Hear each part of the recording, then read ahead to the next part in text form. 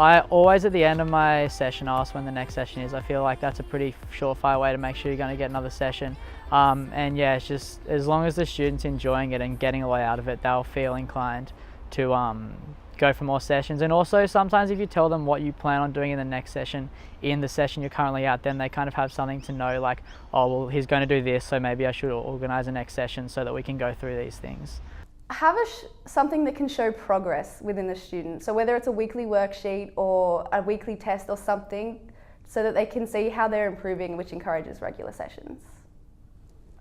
Talk about what you will be doing with the student and how, with a plan across 10 weeks or a year, how the student will improve with the certain things you'll be doing, and try and keep a regular routine of when you're actually doing the sessions as well, rather than having sporadic days. If you can keep it to a set routine, it works better for you and works better for the student as well.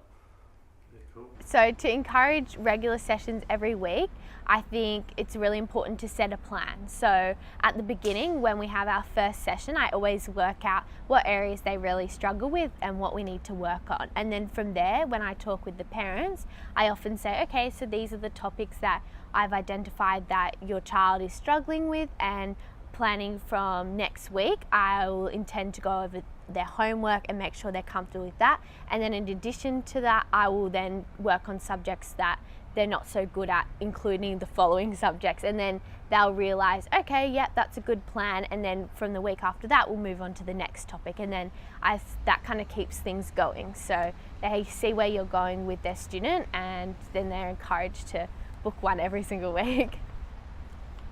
But yeah, what I try to do with that is just try and make sure that we're working on things like school assignments and stuff that require work each week.